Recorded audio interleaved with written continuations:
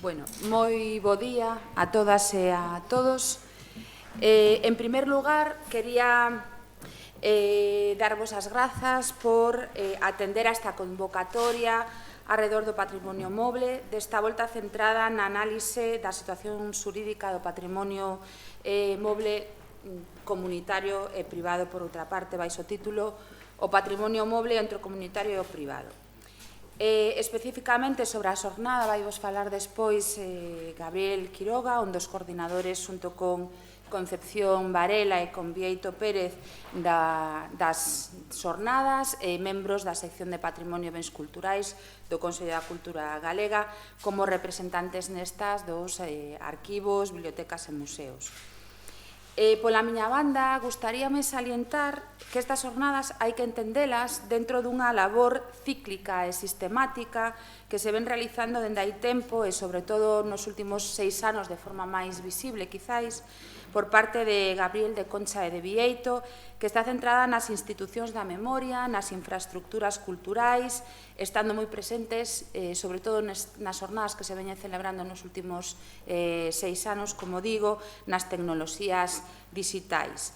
E centrada nestes espazos, nestas infraestructuras, como lugares que gardan, conservan, estudan e divulgan de cara ao público amplo o patrimonio moble. Celebrándose prácticamente cada 2 anos unhas xornadas, como digo, desde o ano 2015. As anteriores, baixo o título O patrimonio compartido, colaboración aberta e institución da memoria, centrábanse na temática de colaboración aberta no dereito da cidadanía non só das elites culturais a acceder aos patrimonios destas institucións da memoria, recollendo as iniciativas que nesta liña se levan a cabo en diferentes puntos do Estado español. Aquelas xornadas tiveron lugar en maio de 2017. 2 anos antes, en 2015, tamén se celebraron outras baixo o título Converxencias Digital das institucións da memoria que buscaban a forma de integrar estas institucións no ámbito das tecnoloxías digitais, revisándose proxectos como Galiciana ou Arpad. Moitas destas análisis arredor da necesidade precisamente de que exista unha transparencia dun coñecemento dos recursos e da elaboración dos plans estratégicos en torno a esta temática. Pero antes, no 2013, por exemplo, celebrouse aquí mesmo no Consello da Cultura Galega as xornadas dos museos na sociedade actual, a situación de Galicia na perspectiva crítica, ou en 2012 os arquivos e o patrimonio documental de Galicia, memoria pública, memoria privada, memoria social. Tamén, ademais deste tipo de actividades moi centradas nas xornadas de dun día ou día e medio, no ano 2017 e 2018, con bastante interese e éxito, creo eu, levouse a cabo a Semana do Patrimonio Moble arredor do mes de novembro, onde convidouse a responsables de bibliotecas, arquivos e museos a realizar unha serie de actividades abertas, en parte elaboradas dende a web, e os medios cunha intencionalidade de promover a apertura de portas para coñecer o patrimonio das importantes coleccións que teñen moitas veces oculto polo patrimonio monumental ao que temos acceso a primeira vista nos nosos entornos. Tamén o pasado ano tivo lugar un obradoiro moi interesante sobre ferramentas básicas para a difusión do web do patrimonio que pretendía dotar aos profesionais interesados dos recursos para a difusión web deste tipo de patrimonio.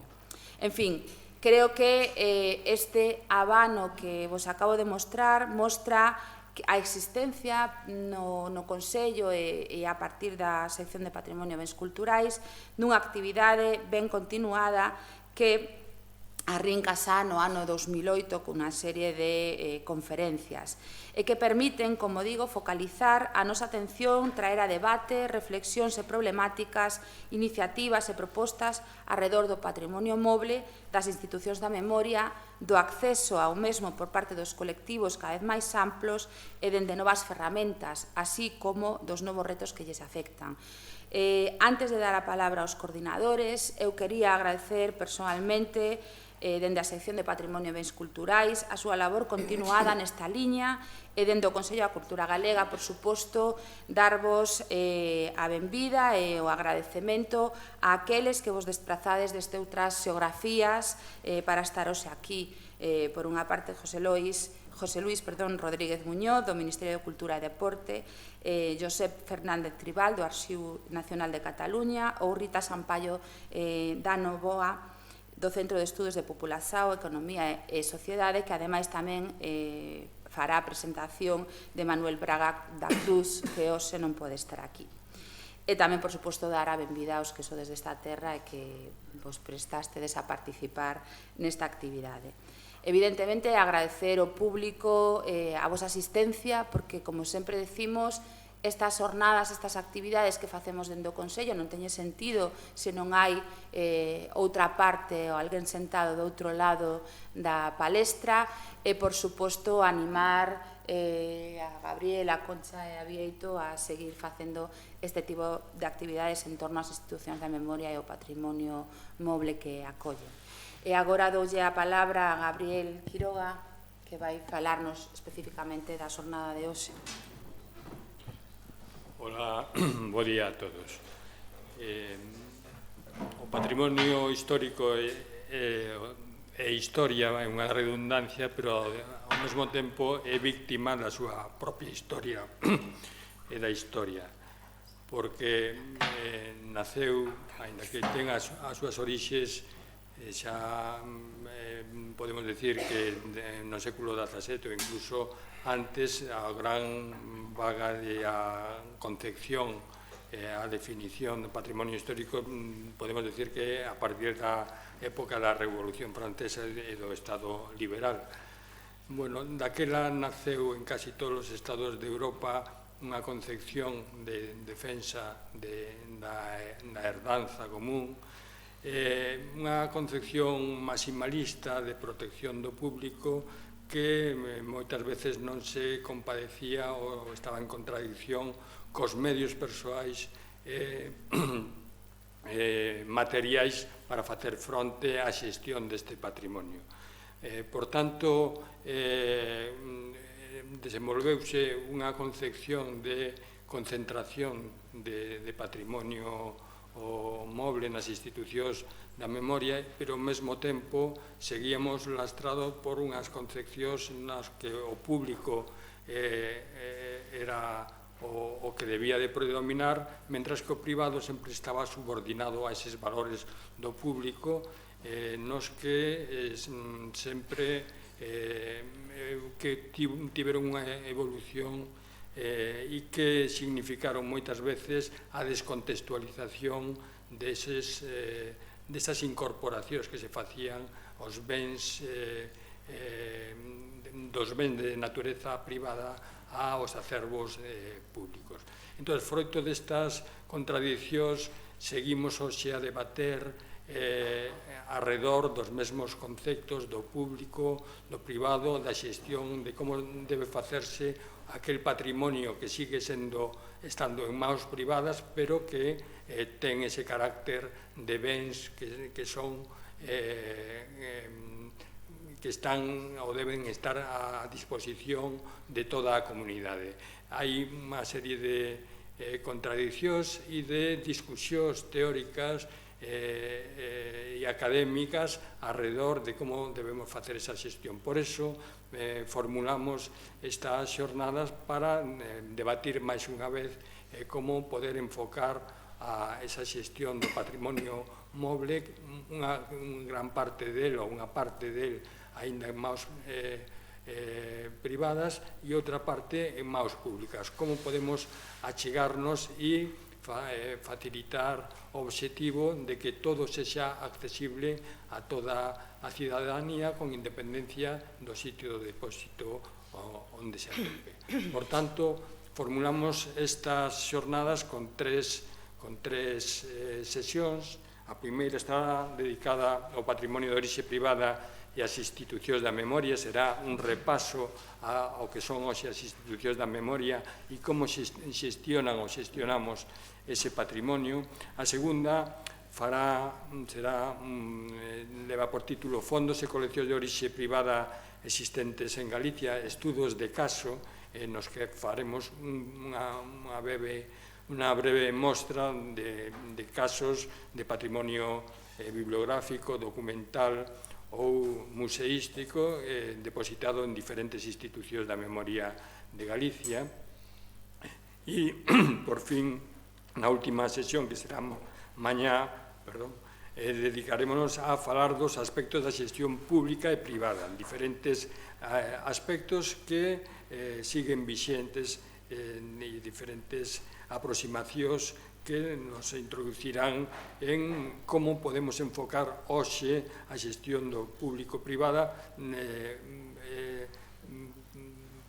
deixando ou facendo un pouco tábua rasa do enfoque tradicional que só prevía a concentración do patrimonio privado en institucións públicas. Hoxe en día o panorama é moito máis aberto e por iso creemos que debemos falar e debater ao redor deste punto. E máis nada, espero que sexan de interese e que consigamos o obxectivo de sacar algunha conclusión que achegue algo máis de luz a este panorama que é moi rico e ás veces tamén un pouco confuso, e máis nada.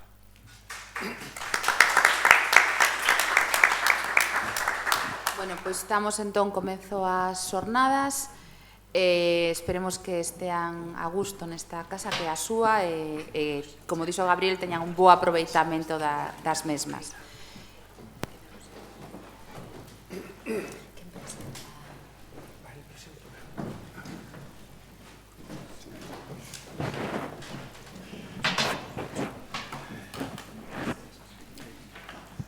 El agua.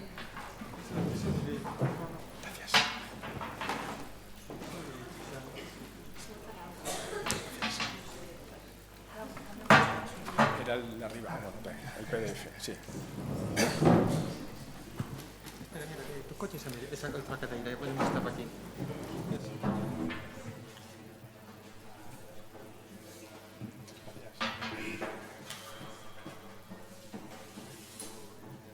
Sí. Bo día a todos. É para min un gran placer presentar o primeiro dos intervinientes nas xornadas de patrimonio moble entre o comunitario e o privado, que nos vai tratar o primeiro dos temas destas xornadas, que leva por título Casuística legal e administrativa da intervención no patrimonio moble de orixe, da integración de patrimonio moble de orixe privada nos arquivos, bibliotecas e museos. Vainos falar hoxe José Luis Rodríguez Muñoz. Non me vou deter no seu currículo, porque o teñen todos aí escritos. Simplemente destacar a súa función como xefe de servizo de adquisicións e bens culturais da Junta de Valoración, Exportación, de Calificación, Valoración e Exportación de bens de patrimonio histórico español. Ten unha formación licenciado en Bellas Artes, tamén diplomado en restauración, e ten traballado en aspectos de restauración, xestión patrimonial e, na actualidade, é tamén funcionario de carreira, axudante de arquivos, bibliotecas e museos. Ten impartido moitos cursos de formación para técnicos que traballan en xestión de patrimonio cultural e hoxe vai nos falar sobre este tema que creo que é tan interesante porque creo que é das persoas que máis experiencia ten a nivel estatal dese trasvase que hai de fondos de titularidade privada que pasan a institucións públicas, porque todas pasan polas súas maus. Y yo no tengo nada más que decir, simplemente que aprovechando que estás aquí, quería agradecerte públicamente tu trabajo en pro de la formación de la colección de los fondos del Museo de las Peregrinaciones de Santiago, porque todas nuestras propuestas, que creo que eran bastante lógicas y estudiadas, las trataste de una manera exquisita y has contribuido pues en el acrecentamiento del patrimonio mueble de esta ciudad, de Santiago de Compostela. Y yo creo que eso es justo reconocerlo y por eso aprovecho que estás aquí y te lo quería agradecer públicamente. Muchas gracias. Pues muchísimas gracias, Vieito. Bueno, como ha dicho Vieito, yo trabajo en la Junta de Calificación, Valoración y Exportación de Bienes del Patrimonio Histórico Español. Seguramente que muchos de vosotros no conocéis o a lo mejor sí que os suena, pero es de los organismos más importantes que tiene el Ministerio de Cultura y tiene muchas competencias en relación con la protección del patrimonio histórico. Como tengo muy poco tiempo, voy a intentar ir lo máximo posible. Es decir, yo trabajo en la Junta de Calificación llevando las adquisiciones de bienes culturales para archivos, museos y bibliotecas. Principalmente es para los museos estatales de la Dirección General de Bellas Artes, que son de titularidad y gestión estatal, pero también adquirimos para el Museo Reina Sofía, Museo Nacional del Prado, Biblioteca Nacional y también todos los archivos estatales. Y puntualmente también adquirimos para otros museos que son estatales y que están en la gestión transferida, como en el caso del Museo de las Peregrinaciones de Santiago. Yo trabajo en un departamento jurídico, es decir, que yo veo los expedientes. Desgraciadamente muchas veces pues, no veo las obras y me sorprende muchas veces llegar a un museo y encontrarme una obra que he comprado a una colección, una subasta, y de repente verla ahí en la colección o en una exposición temporal. No voy a ir bastante deprisa, pero bueno, muchas de las información que aparece aquí pues es en relación con la normativa o en relación con el procedimiento administrativo de las adquisiciones. No os quiero contar un rollo, es decir, yo voy a intentar que os quedéis principalmente con 4 conceptos en relación con lo que son las funciones de la Junta de Calificación y en relación con los modos de adquisición de bienes culturales para archivos y bibliotecas. Es decir, si quedáis con esas 4 ideas en relación con esos 2 temas, yo ya me voy satisfecho. En relación con la normativa, pues obviamente es toda la Ley de Patrimonio Histórico del año 85, el Real Decreto del año 86, la Ley Mecenazgo de 2002, que ha sido modificada hace 4 años. Importante también todo lo que es la Ley de Patrimonio de Administraciones Públicas y la General Presupuestaria y también la Ley de Contratos. Es decir, sí que importante que, y si trabajáis en alguna institución pública, actualmente la Ley de Contratos del sector público, la de 2017, puntualizó que la adquisición de bienes culturales, o como lo dice, bienes del patrimonio histórico español, se deberían de desarrollar una normativa específica. Desgraciadamente nos pilló en pleno proceso de gobierno en funciones y llevamos 2 años intentando aprobar en el Congreso nuestra normativa, que ya la tenemos realizada y no hemos tenido todavía ocasión. Ya en la Constitución aparecía cómo los poderes públicos deben de incrementar las colecciones de las instituciones públicas en relación con los bienes culturales.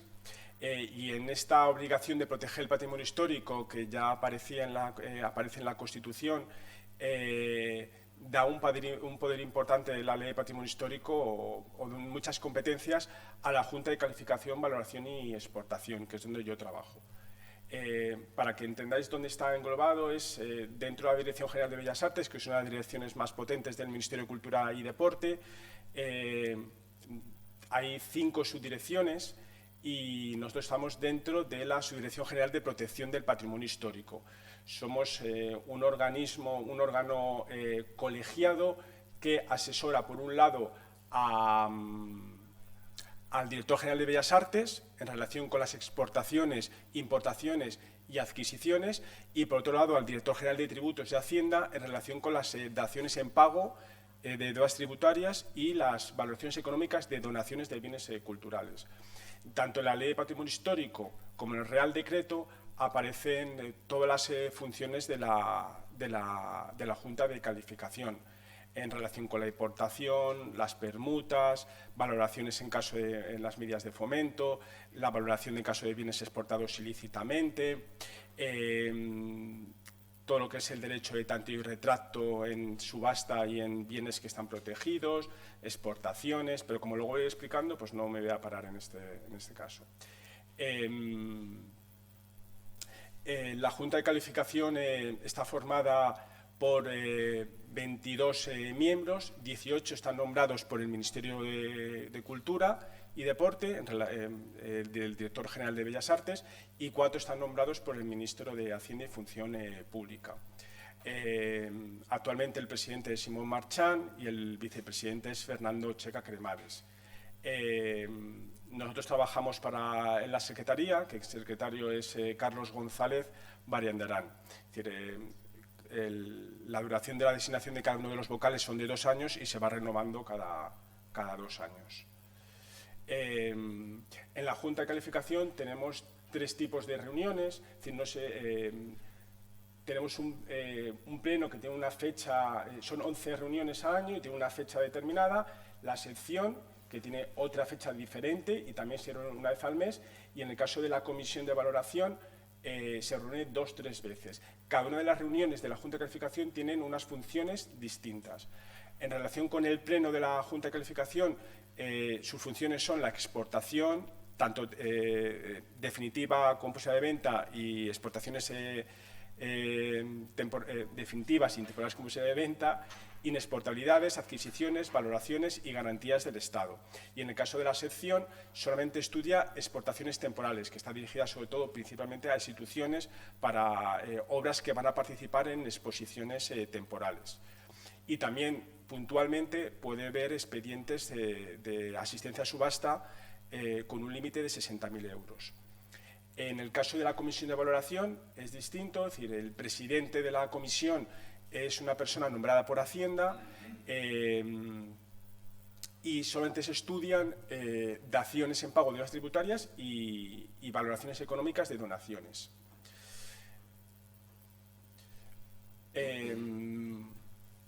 Estos son todos los modos de adquisición, es decir, todos los modos de incremento de colecciones de bienes culturales, de obras que puedan acabar en un museo, un archivo y una biblioteca. Es decir, nosotros en mi departamento llevamos principalmente lo que son tanteo y retracto, ofertas de venta irrevocables, que son derechos preferentes que tiene la Administración en caso de tanto de permisos de exportación como en caso de obras que se subastan en España.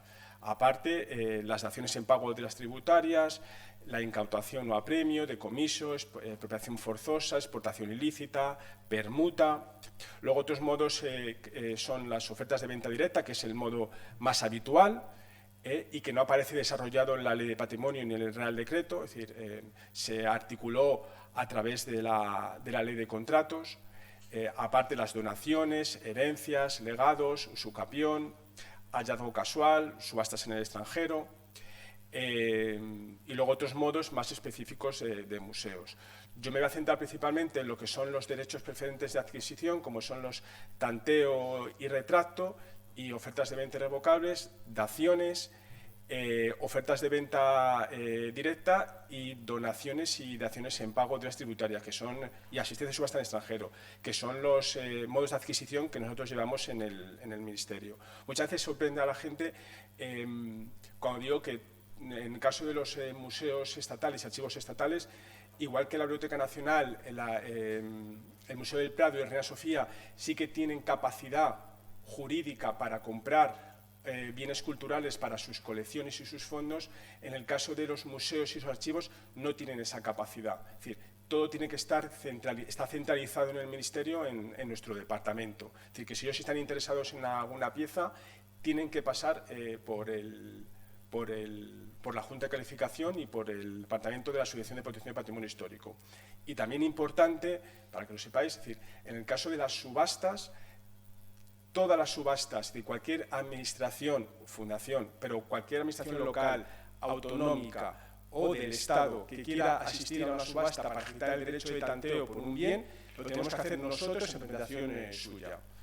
Eso por un lado. Y por otro lado, en el caso de la Ley de Contratos se especificó, y en la ley actual que se ha hecho y que se va a aprobar, se ha mantenido todas las adquisiciones de bienes de patrimonio histórico español que vayan a instituciones pertenecientes al Estado tienen que ser aprobadas por la Junta de Calificación. Es decir, una institución pública siempre que compre un bien tiene que tener el certificado favorable de la Junta de Calificación. En el caso de las autonómicas, todas las normativas de patrimonio histórico desarrollaron dentro de su normativa un órgano similar al nuestro.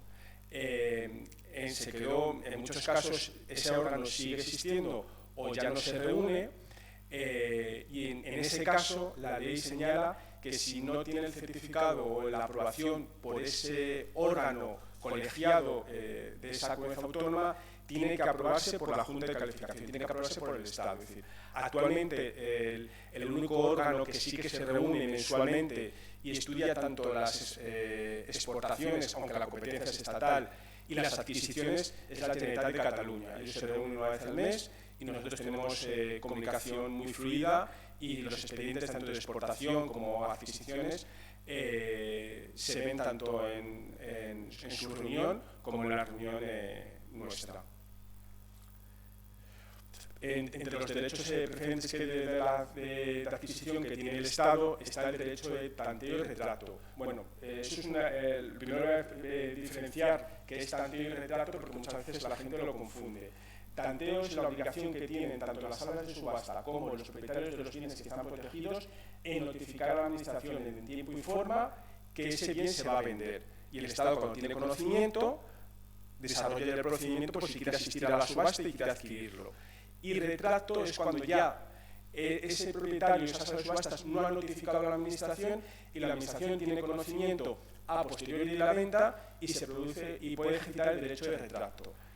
En la práctica nunca hemos ejercido el derecho de retrato. Es decir, todas las salas de subastas en tiempo y forma nos comunican todas las piezas que salen en los catálogos, y los bienes que están inventariados o BIC, que tienen la obligación de notificarse a la Administración, tanto a la comunidad autónoma como al Estado, no lo notifican y nosotros ejercitamos o no el derecho de tanteo. O sea que en realidad lo que se hace es ejercitar el derecho de tanteo.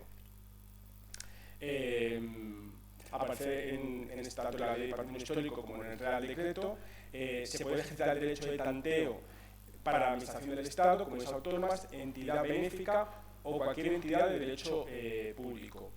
Y siempre hay un derecho preferente dentro de los derechos de tanteo para cuando los bienes van a museos, archivos o bibliotecas de titularidad estatal. En este caso, esta obra es de Eduardo Serra. En este caso la pidió tanto el MENAC como el Museo Nacional Centro de Arte Reina Sofía, y en ese caso, en el derecho preferente que tiene cuando va a un museo de titularidad estatal, la pieza está ahora mismo en la colección permanente del Museo Nacional Centro de Arte Reina Sofía.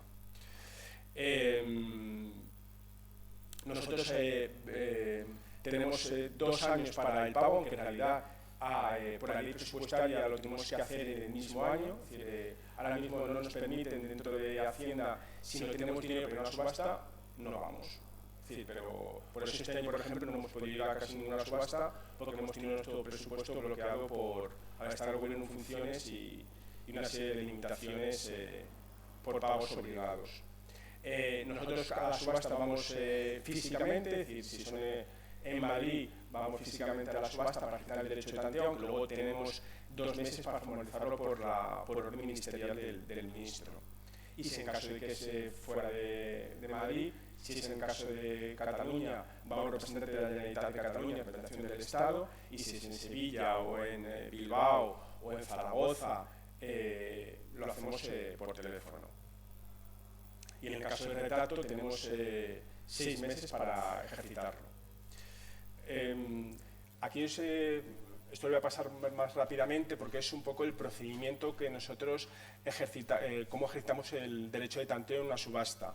Es decir, yo siempre lo pongo porque muchas veces la gente se queda con la idea de que nosotros vamos a una subasta, levantamos la mano, ejercitamos el derecho de tanteo y ya hemos terminado el expediente. No, no. El procedimiento es muy latoso y yo muchas veces cuando hablaba con Vieito digo, decíamos, es que esto es mucho más complicado porque muchas veces te llaman el día anterior a la subasta o 2 horas antes de la subasta. He encontrado una pieza excepcional, es que me cubre el hueco, que este es el dibujo preparatorio. Digo, pero es que no, es más latoso de lo que realmente se piensa. Es Es decir, primero nosotros recibimos los catálogos en el ministerio, o también los propios museos reciben los catálogos para estudiar las piezas. Subastas públicas hay muchas, es decir, si tenéis interés, es decir, están centralizadas sobre todo en Madrid y en Barcelona, pero hay muchísimas subastas. Todas estas son, la mayoría son de Madrid, excepto Isbilia, que es de Sevilla, y Valcris, que es de Barcelona. Y luego hay subastas más específicas por temas, como puede ser fotografía de Juan Naranjo en Barcelona, remate en patrimonio documentario y biográfico en Madrid, o Solillac en Barcelona, o numismática, Cayón y Vico en Madrid y Aureo Calicó en Barcelona. Siempre ese catálogo tiene que ir con un informe de la institución que quiere que ejecutemos el derecho de tanteo. Si nosotros pagamos ese lote, tiene que ir con el informe siempre previo de la Junta de Calificación. En caso de que pague otra administración, eso no hace falta. Temas presupuestarios, que muchas veces se nos olvida, pues tenemos que cumplir con la intervención de Hacienda en el Ministerio. Y aquí es cuando agitamos el derecho de tanteo, es decir, que ya cuando vamos a levantar la mano en la sala de subastas, ya hemos llevado parte de un procedimiento, ya hemos avanzado mucho en el expediente. Luego ya trámites para el pago, con la intervención, y luego ya se publican en el BOE. Es decir, todos los derechos de tanteo en subasta se publican en el BOE. O sea que si vosotros os metéis en el BOE, periódicamente aparecen todos los bienes que vamos comprando, tanto para nuestros museos, archivos y bibliotecas, como para otras administraciones. Y son luego trámites que nos exige la normativa. Piezas que hemos comprado, pues últimamente, y viendo nuestra situación presupuestaria, siempre ponemos el caso de un cubo de rodillos de Rodex, que es un invento español que ha ido al Museo Nacional de Artes Decorativas, porque es una obra muy enigmática y que no estaba en la colección del museo. El Museo de Artes Decorativas en los últimos años está intentando enfocarse más al mundo del diseño, y insistía constantemente en intentar encontrar uno de los prototipos que se hicieron, que es el precursor o el antecedente de la fregona, y que es un invento español, lo inventó Corominas. O obras que compramos para completar la colección permanente del Museo del Romanticismo, o piezas que compramos. Es decir, esto es siempre lo ponemos como ejemplo porque fue un intento de comprar en subasta obras a través de micromecenazgo. Es decir, esto fue para el Museo Sorolla, pero hace poco Buet, que ha comprado el Museo Nacional del Prado, también a través de micromecenazgo, es decir, con pequeñas donaciones de particulares y empresas, en el que se pueden desgravar hasta el 90% de los... ¿90? Bueno, luego aparecerá, de los 150 primeros euros que se donen, y de esa manera el museo consigue fondos para comprar una pieza, y el particular o la empresa participa en lo que es el incremento de las colecciones, y a la vez se desgrava gran parte de la aportación que había realizado. También compramos para archivos, en este caso es el archivo Cernuda, que se compró a finales de 2018 para la residencia de estudiantes del CSIC, o cartas para la Biblioteca Nacional, unas cartas de Ortega y Gasset. Y esta es unas pocas cosas que hemos comprado en los últimos años. En 2016 un cuadro de Dar posada al peregrino para el Museo de las Peregrinaciones. El tanteo y retrato no solo se da en subasta pública, es decir, como no sé si lo sabéis, la Ley de Patrimonio Histórico y luego las normativas autonómicas desarrollaron unos niveles de protección.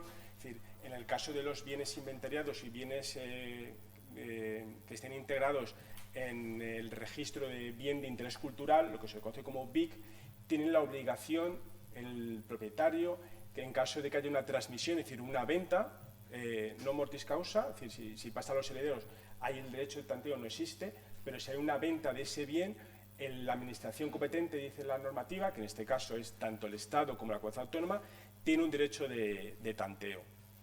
Es decir, afecta a los BIC y a los inventariados, y hay dos plazos para que 2 meses para nosotros ejercitar ese derecho de tanteo. La obra más famosa que se ha ejercitado el derecho de tanteo hasta la Virgen de la Granada ha sido la Condesa de Chinchón, que se adquirió a los descendientes de la Condesa de Sueca en el, no pongo el año, en el año 99, que fueron 4.000 millones de pesetas y que integró la colección permanente del Museo Nacional del Prado. Un pequeño dibujo también que se compró de Luis Paret para el Museo Nacional del Prado, y también ha sido un tanteo, un tanteo entre particulares, la Virgen de la Granada de Frangélico, que se ha adquirido a la familia Alba para el Museo Nacional del Prado. En todos estos casos han sido bienes que eran BIC y que se han adquirido por venta dentro de España.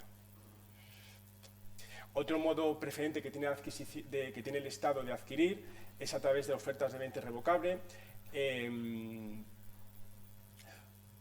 Cualquier permiso de exportación definitivo o temporal como si de venta de un bien cultural que necesite permiso de exportación, en el caso de los bienes que tengan más de 100 años y que se vayan a exportar fuera de España, necesita permiso de cultura, siempre que vaya a la Unión Europea, y si va fuera de la Unión Europea ya influye que sea más de 50, ya depende ahí el valor.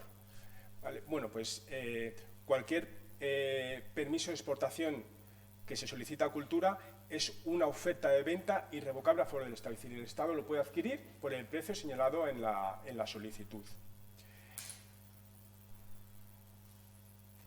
Tenemos un año para el pago y tenemos que ejercitar esta oferta de venta irrevocable en los 6 meses siguientes a la solicitud de exportación. ¿Cómo es el procedimiento?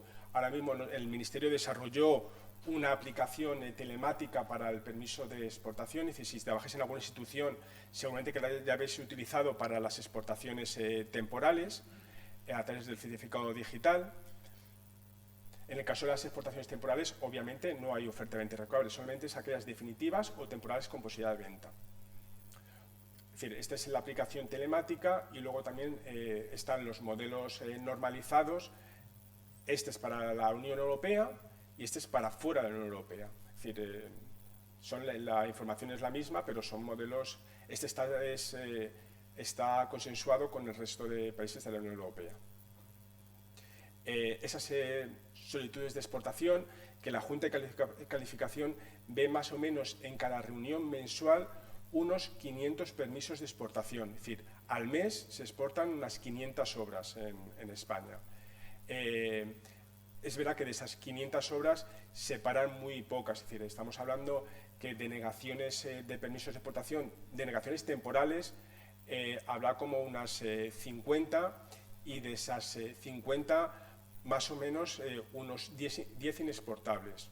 Es decir, la diferencia, para que lo entendáis, es que la Administración puede denegar temporalmente ese bien para estudio, para ganar tiempo, pues si nos pueden llegar a interesar siempre que haya presupuesto, pero otra medida que puede tomar la Administración es declarar ese bien inexportable. Es decir, la competencia actual para incoar para proteger los bienes y declararlos BIC o inventariarlos es de la comunidad autónoma, es decir, en ese caso el Estado no podemos hacer nada, pero sí que podemos declarar inexportable, que es una medida cautelar que toma la Administración hasta que la comunidad autónoma incoe un expediente de BIC o inventario.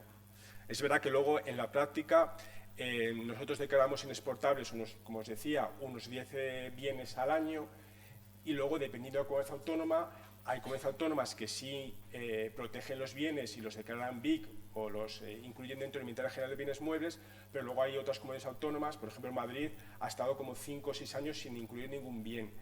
O la Junta de Castilla y León, que actualmente no declara BIC ningún bien mueble. O sea que eso nos causa un problema, porque en el caso de los bienes inventariados, Inventario General de Bienes Muebles, no son inexportables, es decir, el solicitante o el propietario puede volver a solicitar ese bien, mientras que los BIC sí que son inexportables. Es decir, dentro de esa categoría no se pueden exportar fuera de España. Es decir, el caso, es decir, ahora mismo en la prensa está el famoso Botticelli de la familia Guardans, que es BIC y por tanto es inexportable, y lo que el Ministerio ha realizado es concederle un permiso de exportación temporal para que vaya a una feria. Pero el bien tiene que volver a España, como ha vuelto ahora, y no puede salir del territorio nacional.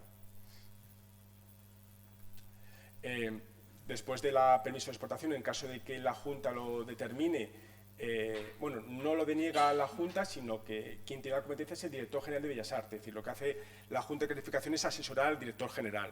Es decir, es un órgano consultivo y el Director General siempre, excepto en levísimas ocasiones, acepta el criterio de la Junta. Es decir, casi en el 100% de las veces el criterio que se marca es un criterio técnico. Es decir, deniega el permiso de exportación. Posteriormente, en caso de que queramos adquirirlo, ya entramos en la normativa presupuestaria y llevamos una serie generamos una serie de documentos de gasto para adquirirlo,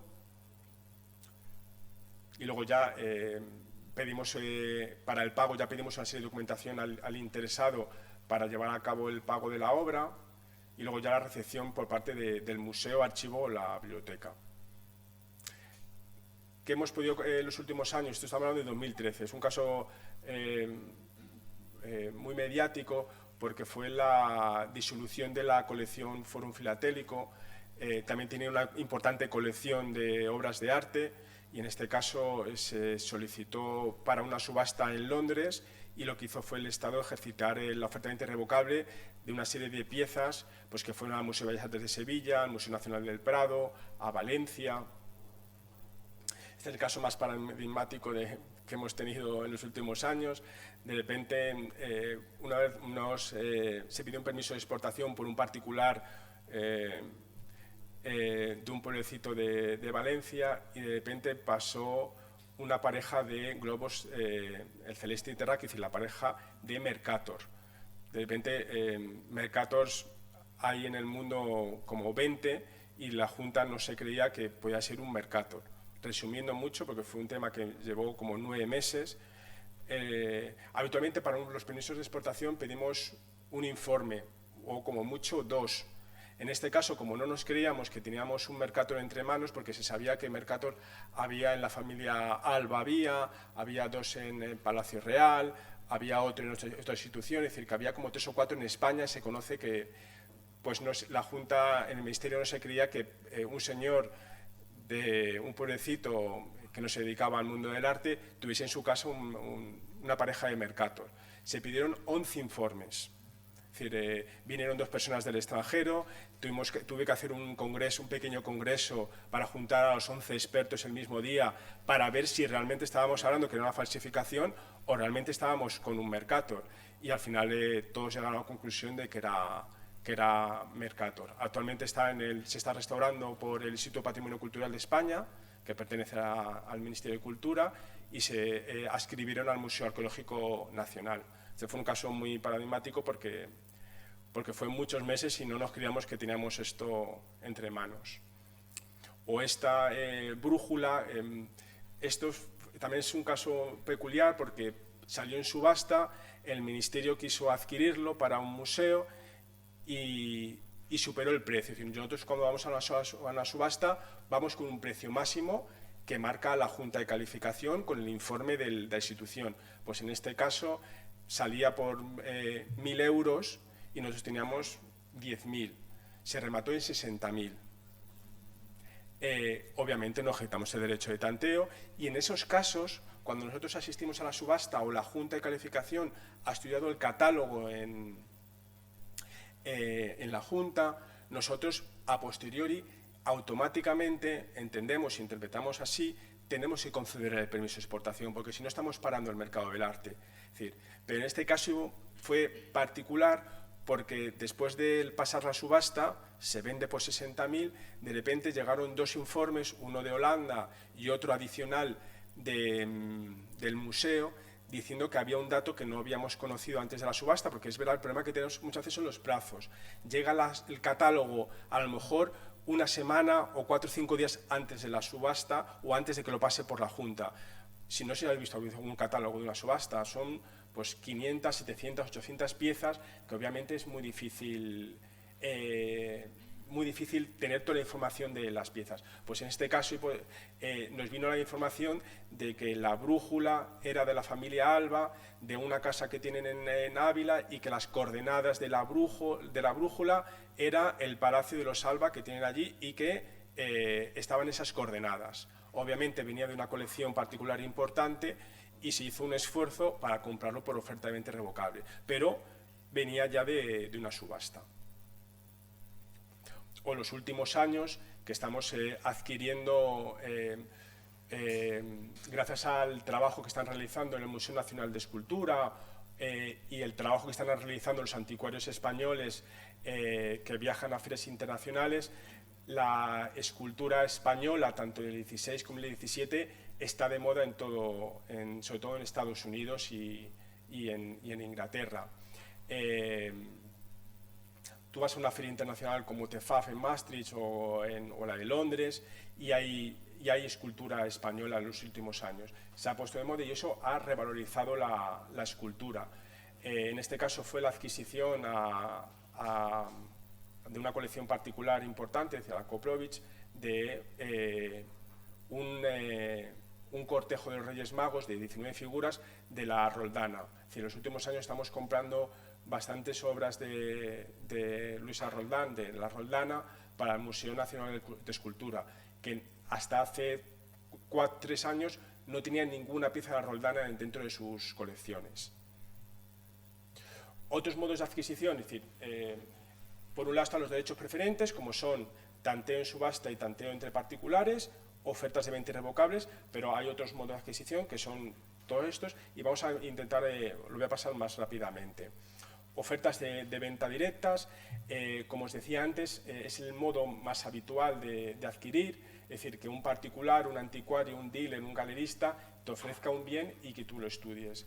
Actualmente se tramita todavía con la ley de contratos antigua, pero ya en la nueva ley de contratos de 2017 se desarrolla que tiene que ser con una normativa específica. Esta es la normativa específica que hemos aprobado y que estamos a la espera de poder incluirlos en los próximos presupuestos generales del Estado cuando haya un congreso. ¿Cuál es el cambio más importante? Pues que hasta ahora nosotros estábamos comprando bienes culturales, bienes de patrimonio histórico español, como dentro de suministros, de un contrato de suministros sin publicidad. Es decir, que igual que comprábamos una mesa, estábamos comprando un Goya. Obviamente eso no puede ser, no es lo mismo. Es decir, estamos hablando de obras que son únicas, obras que solamente hay un proveedor, pero hasta ahora lo estábamos metiendo como calzador dentro de la ley de contratos. ¿Cómo se va a hacer a partir de ahora? A través de adjudicación directa, es decir, va a ser mucho más ágil y va a permitir que no tengamos que estar pidiendo muchísima documentación al interesado para poder comprarle ese bien. Sí que mantenemos, como veis en el último párrafo, estas adquisiciones cuando van destinadas a museos, archivos, bibliotecas de titularidad pública. Eso es importante, es decir, a partir de ahora ya no va a ser titularidad estatal, sino pública, es decir, cualquier administración pública que quiera adquirir va a tener que pasar por la Junta de Calificación o, en su caso, un órgano similar que tenga la comunidad autónoma. Es decir, es una manera de avalar que la adquisición que realiza esa institución, ese bien tiene una serie de características que cumplen lo que es el artículo 1 de la Ley de Patrimonio Histórico. Una de las adquisiciones más importantes que hemos comprado en los últimos años es el archivo Balcells para el Archivo General de la Administración. Se compraron en varios años y ahora mismo está allí adscrito. O el archivo Alberto Corazón. Como decía antes de empezar la ponencia, uno de los mayores problemas que tenemos ahora es que están saliendo a la luz muchísimos archivos. Es decir, por un lado, Reina Sofía está en contacto con todos los archivos de catedráticos, artistas, intentar incluirlos dentro de sus fondos. El Museo Nacional de Artes Decorativas está en contacto con todos los diseñadores para completar para hacerse con sus archivos y que vayan al Museo Nacional de Artes Decorativas. La Biblioteca Nacional también está dentro de sus objetivos hacerse con archivos de literatos, y obviamente los archivos de la Asociación General de Archivos Estatales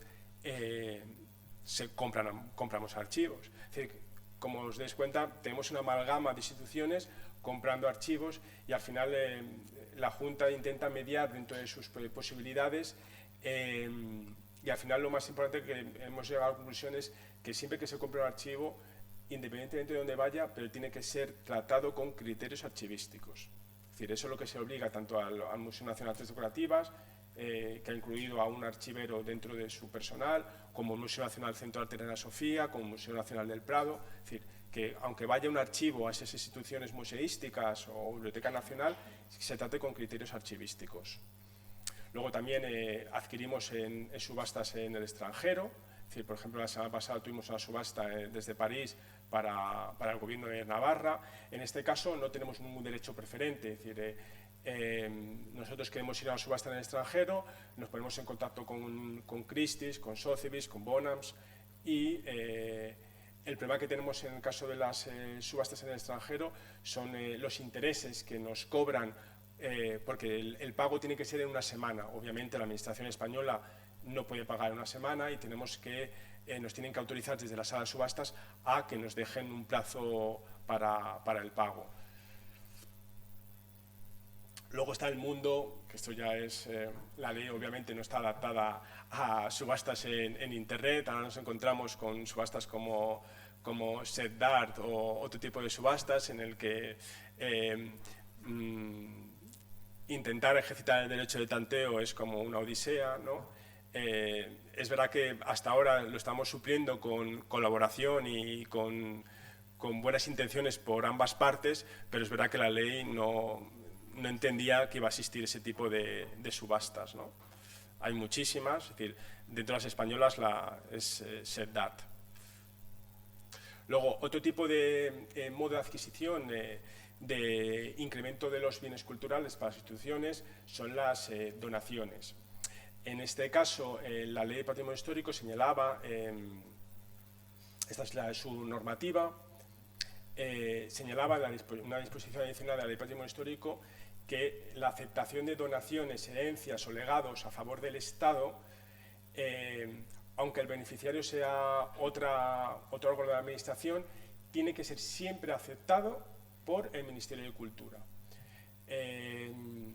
Eso lleva a que actualmente las donaciones de todos los museos del Estado tengan que ser aceptados por la Subdirección General de Museos Estatales de la Dirección General de Bellas Artes del Ministerio. En el caso de los archivos, lo hace la Subdirección General de Archivos Estatales, el IPC, el Instituto de Patrimonio Cultural de España, lo hacen ellos. En los últimos años, la Biblioteca Nacional los hacen ellos, y en los últimos 3 años, el Prado y el Reina hacen sus propias donaciones. Y cuando no entra dentro de estos museos, IPC o archivos, lo hacemos nosotros. Nosotros, por eso, que nosotros llevamos una parte de aquellas donaciones que no son ni para museos ni para archivos,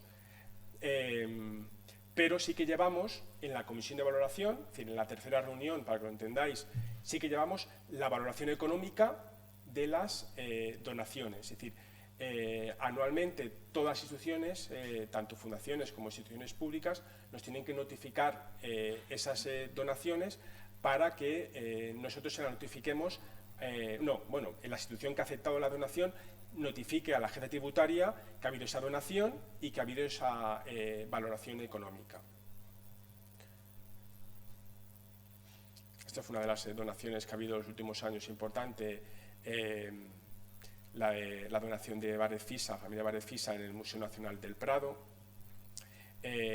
Una de las últimas modificaciones que ha habido de la ley en relación con las donaciones ha sido el intentar fomentar el micromecenazgo, que os decía antes. En este caso, actualmente, los primeros 150 euros de una donación, tanto en dinero como en un bien del patrimonio histórico español, se desgravan un 75% en el IRPF o del impuesto de sociedades. A partir de los 150 primeros euros ya es un 30% que puede subir a un 5% más, un 35%, siempre que haya una fidelización, es decir, que se haya realizado esa misma donación en 2 años seguidos. Importante, con un 10% de la base liquidable. En esto en el caso de las personas físicas, en el caso de las personas jurídicas es lo mismo que el IRPF, pero con un 5% más. Actualmente el Ministerio está estudiando hacer una modificación, intentar sacar una ley de mecenazgo, se está tomando como modelo tanto la normativa navarra como la normativa francesa,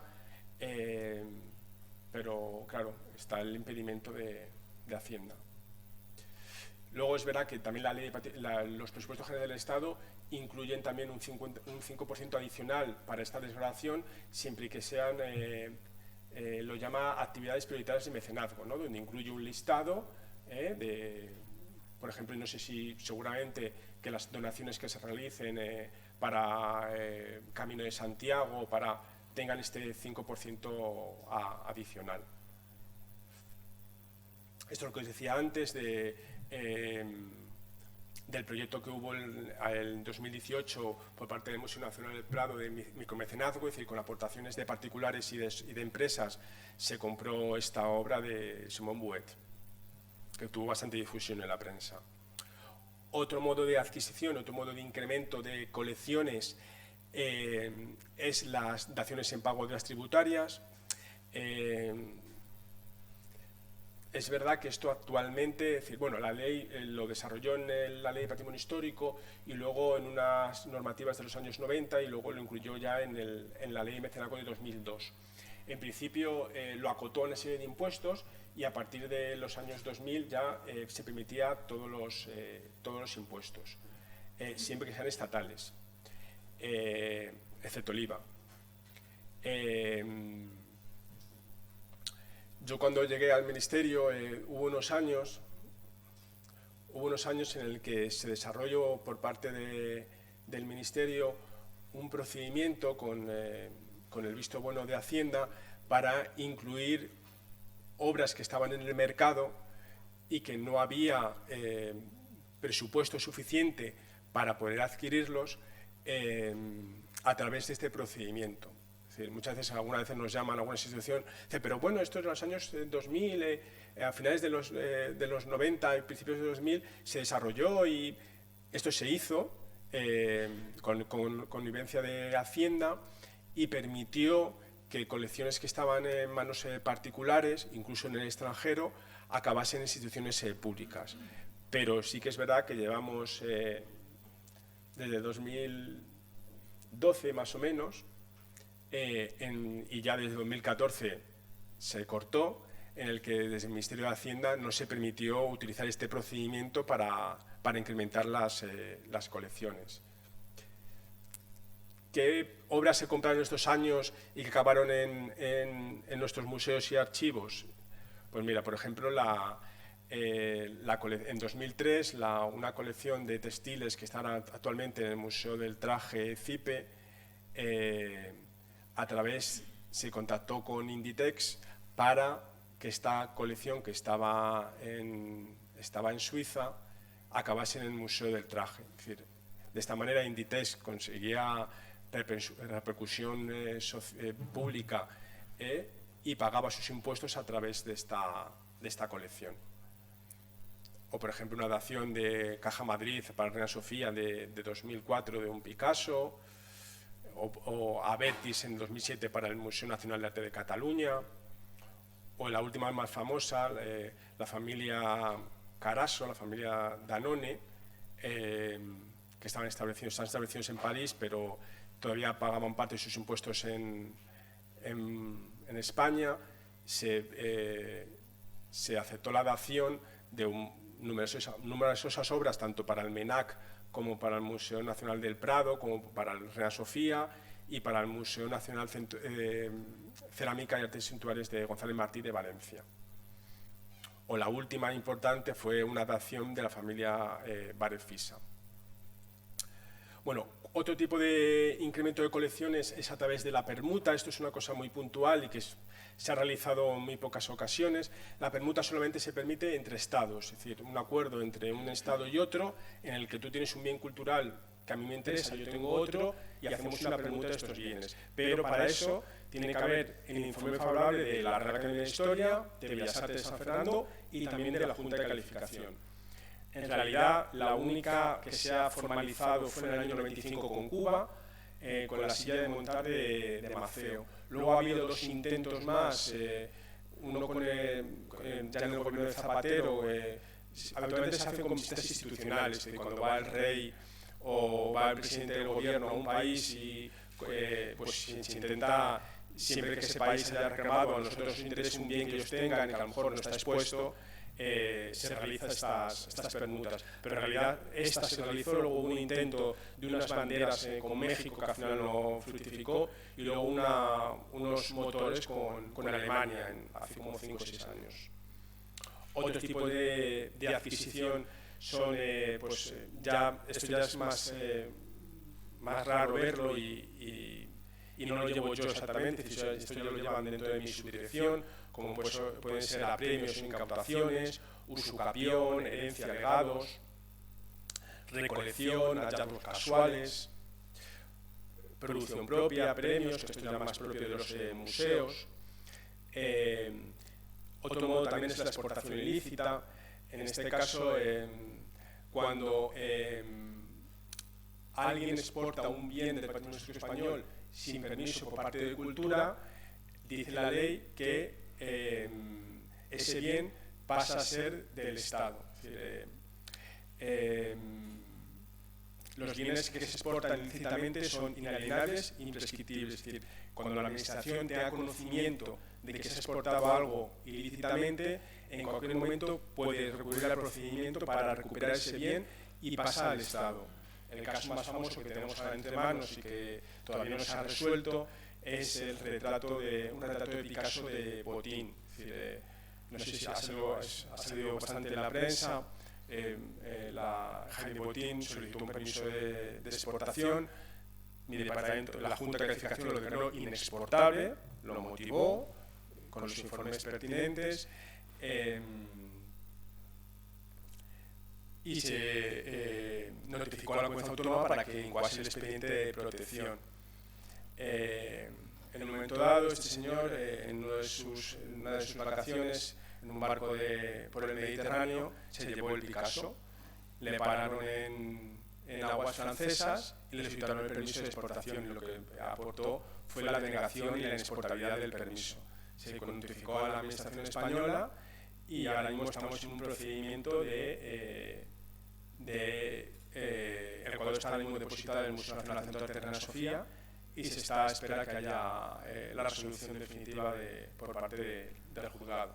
En este caso, habrá, aparte de que el bien, en caso de que se dé razón a la Administración del Estado, el bien pasará a las colecciones de una institución pública, luego ya será el Consejo de Patrimonio Histórico, que el Consejo es las reuniones anuales que hay entre las comunidades autónomas y el Estado, quien decida dónde va a ir el bien.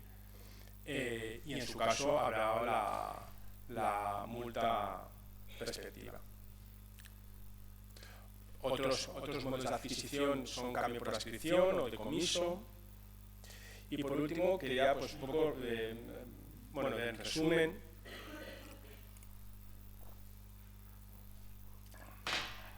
como habéis visto, tenemos muchos modos de adquisición, es decir, modos preferentes que tiene la Administración General del Estado, como son los tanteos, retracto, oferta de renta revocables y las daciones, y el más habitual, que al final es la oferta de venta directa.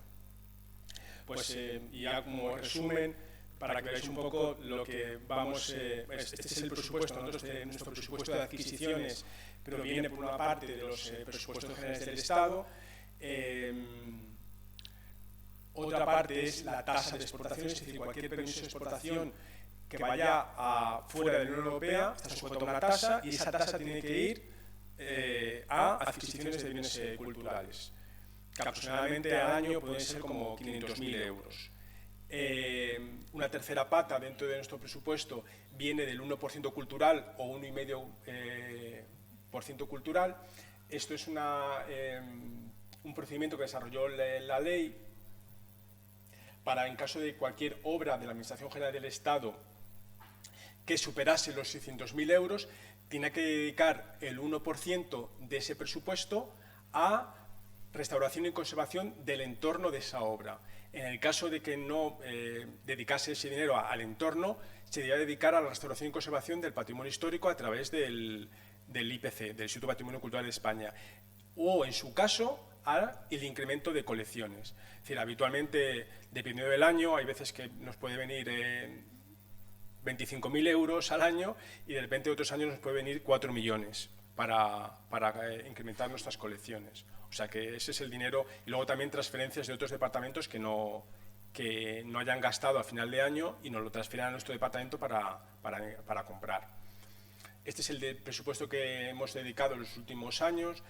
Veréis que en 2016 hay una bajada importante y fue cuando el año que se cerró el presupuesto en junio. De repente, de una semana para otra, llegó el Gobierno y aprobó una medida para cerrar el presupuesto de manera repentina. El resto de años se ha mantenido en torno a 3-4 millones. Yo, cuando llegué al Ministerio en 2007, el presupuesto de adquisiciones era en torno a 10-12 millones de euros. Luego se ha estabilizado y ahora mismo se ha estabilizado en 3-4 millones. Por ejemplo, el año pasado hubo una bajada importante, ya se ha notado, del presupuesto, y este año estamos también con una bajada bastante importante, pero vamos a estar en torno a 3 millones de euros, si nos dejan. Ya como resumen, cosas que hemos comprado en 2013 con 4 millones, para que veáis que intentamos comprar y repartir el presupuesto lo máximo, es decir, tanto para los museos que son nuestros como para otros museos que son estatales de gestión transferida, como puede ser el Bellas Artes de Sevilla. Y también tienes que tener en cuenta que muchas veces nos encontramos con oportunidades a partir de una exportación, una subasta, en el que piezas que son muy importantes para las colecciones de una institución y se aprovecha y el Ministerio al final la adquiere, como en el caso de la Real Academia de San Fernando. O en 2014, que se compró una obra de Sorolla, que no es muy habitual, o se compró un sepulcro de Avellaneda del Museo Nacional de Escultura, en el que llegó parte al museo con la desamortización de Mendizábal y ahora se está intentando completar y tenerlo entero, de Bigarni. Y como veis, se intenta repartir lo máximo posible. En 2015, como los famosos globos de Mercator. Pues en 2016, es decir, y se compran todo tipo de bienes, es decir, tanto artes decorativas, pintura, escultura, archivos, fondos patrimonio documental, y todos los años hay una adquisición importante.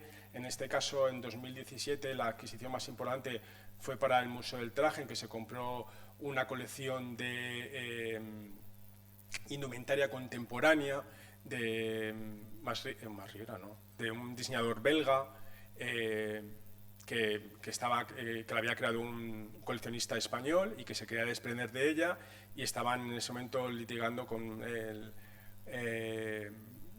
Estados Unidos, con Japón y con el Museo de Amberes a ver quién se hacía con ellas, y al final finalmente se incorporó al Museo del Traje. O en 2018, como esta escultura de Mena, o piezas, un guerrero para el Museo Nacional Centro de Arte Reina Sofía, o una silla de Le Corbusier para el Museo de Artes Decorativas. Y luego, finalmente, pues desde el Ministerio intentamos, dentro de lo posible, difundir nuestro trabajo, porque muchas veces somos muy poco visibles. Y por ello, por un lado, tenemos una publicación que llevamos con bastante retraso y que está en la página del Ministerio, donde se difunden todas las adquisiciones. Actualmente tenemos es un libro de adquisiciones que se hace por años y por modos de adquisición y que tenemos colgado hasta el 2014. Desgraciadamente, por falta de personal no podemos tenerlo más actualizado, pero luego es verdad que gracias a los museos o los archivos dan difusión a sus propias adquisiciones, como en el caso de una exposición que realizó Artes Decorativas o la presentación del cuadro de Sorolla que se realizó en el Museo Sorolla. Bueno, muchas gracias.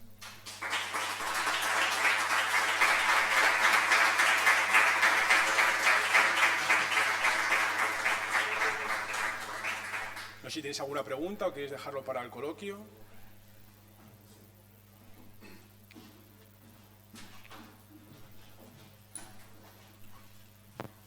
Moitas gracias, José Luis. Logo vai haber un debate a última hora da mañán, pero se alguén quere facer unha intervención, facer unha pregunta así pequena, pois temos aquí a José Luis disposto a responder. Les ha quedado muy claro. Gabriela.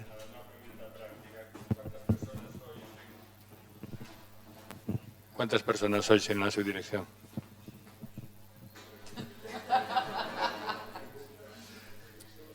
No se debe decir, pero mira, en la Secretaría de la Junta somos, ahí como ahora nos ha llegado personal, gracias a Dios, de las nuevas promociones de conservadores y ayudantes de museos.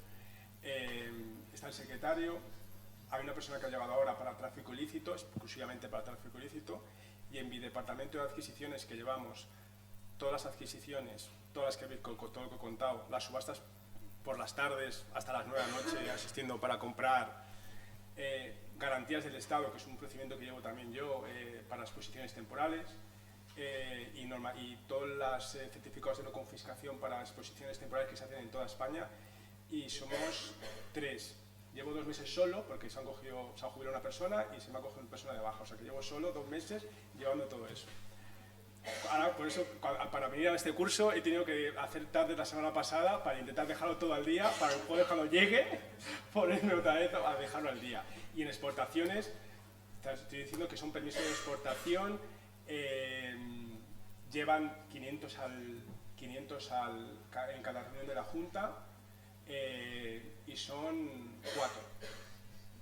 O sea que mucha gente, pero es verdad que se suple con, nos llevamos muy bien, nos gusta muchísimo nuestro trabajo, es decir, eso sí que es verdad, y hay un ambiente muy bueno, y es verdad que lo bueno es que estamos todos juntos, es decir, la gente se sorprende cuando va al ministerio y de repente, cuando algunos llamáis al ministerio y habla con exportaciones temporales, exportaciones definitivas, adquisiciones, es que estamos a un metro, es decir, que de repente que mucha gente dice, pero ¿tú conoces a fulanito? Si la tengo o sea, que estamos todos muy juntos y compartimos mucha información, y eso al final ayuda, pero somos muy pocos. Pues es una gran suerte que todavía te quede tanta ilusión, trabajando en la administración con todas las trabas y todos los problemas. Es verdad que el último año nos ha hecho mucha mella, porque la burocracia del último año nos ha hecho mucha mella, porque ha habido yo cuando llegué, ya llevo 13 años, había burocracia, pero lo de ahora ya no, ahora ya es cualquier gasto que tienes que hacer, cualquier cosa que quieres mover, es imposible. O sea que es verdad que desde Hacienda se han puesto muy duros y cuesta muchísimo hacer exposiciones, cuesta muchísimo mover, yo que llevo la garantía del Estado de exposiciones temporales, cuesta muchísimo, adquisiciones cuesta muchísimo porque no entienden por qué vamos a una subasta, y tienes que explicarle, pues mira, es un bien cultural, no sé qué. Pero si esto no está repetido en un museo, no está repetido en un museo, es una obra única, no sé qué, cuesta muchísimo.